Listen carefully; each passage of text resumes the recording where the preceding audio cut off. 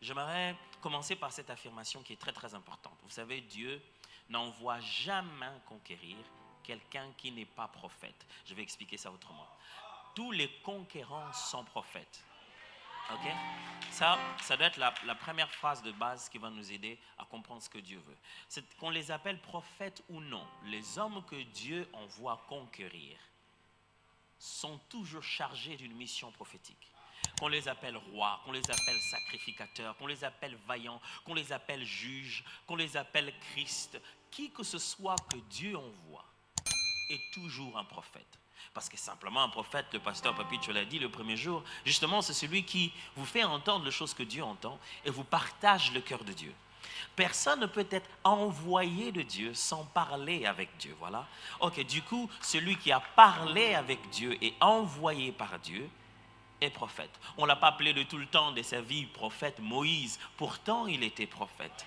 À telle enseigne que la première fois où le mot prophète apparaît dans la Bible, nabi en hébreu, cela est utilisé lorsqu'on parlait de Moïse. Le peuple n'a pas pu supporter de parler face à face avec Dieu.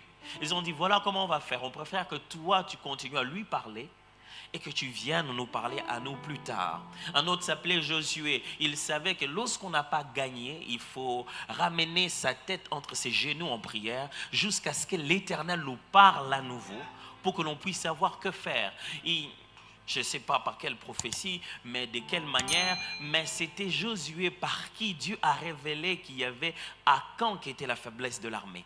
Dieu, chaque fois qu'il envoie quelqu'un, il investit toujours d'une mission prophétique. Donc, ça ne peut pas être moins pour nous. Si vous n'êtes toujours pas abonné à cette chaîne, abonnez-vous s'il vous plaît la famille. Si nous sommes envoyés de Dieu pour conquérir, nous sommes toujours investis de cet appel et de cette mission prophétique. À combien plus forte raison dans la saison où les fils et les filles prophétiseront, les vieillards auront des songes et les jeunes gens auront des visions.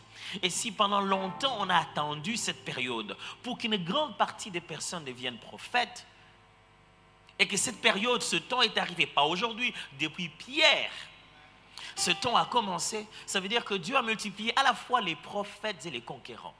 Ça veut dire que si on a besoin de plus de conquérants, c'est qu'on a une plus grande terre à conquérir. C'est que là, le champ est plus grand, on a donc besoin de plus de personnes. Vous savez que c'est très intriguant de remarquer que même quand Jésus était sur la terre, vivant, en chair en os, disons-le comme ça, déjà à ce moment-là, il ne faisait pas tout partout. La Bible dit qu'il appelait ses disciples, il leur a donné le pouvoir de guérir toutes sortes d'infirmités et il les envoya à tous les endroits où il allait partir lui-même. De son vivant, pendant qu'il est assis à un endroit, Jésus déléguait déjà ses habiletés à ses disciples pour faire, pendant que lui il est sur la terre, les mêmes choses qu'il était censé faire. Donc Jésus est rentré au Père lui dire, j'ai fait toute la mission, mais il voulait dire, avec eux, j'ai fait toute la mission. Jésus n'a pas besoin de nous parce qu'il est allé au ciel. Parce que même quand il était sur la terre, ce n'est pas lui qui guérissait tous les malades. Du reste, il ne baptisait même pas d'eau. Seuls ses disciples le faisaient. Nous ne sommes pas dans le plan de Dieu parce qu'il y a absence de Christ physiquement sur la terre.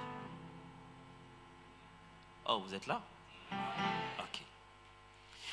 Dieu n'a pas besoin de nous parce qu'il a dit, oh mon fils, il aurait dû rester sur la terre, oh là là, oh là là. Dieu n'a pas besoin de nous parce qu'il s'est dit, j'ai déjà pris tous les grands héros, les grands hommes de Dieu qui ont écrit l'histoire sont passés, il ne me reste plus que ces petits-là.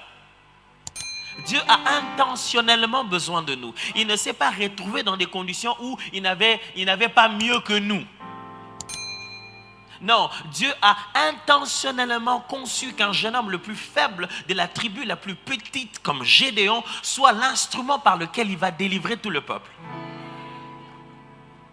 Maintenant que nous sommes entendus sur ce point-là,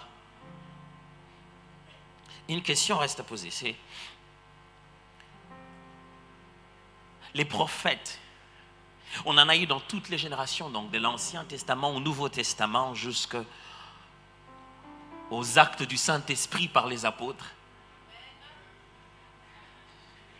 Et à l'histoire que Dieu veut bâtir ici en Europe et en particulier à travers cette convention. La question qui doit se poser est celle-ci. Quand je regarde la Bible, je me rends compte qu'il y a eu beaucoup de prophètes. Et chaque fois Dieu envoie des gens pour conquérir, sachez-le bien, l'ennemi aussi a une stratégie pour contrecarrer cela. N'est-ce pas?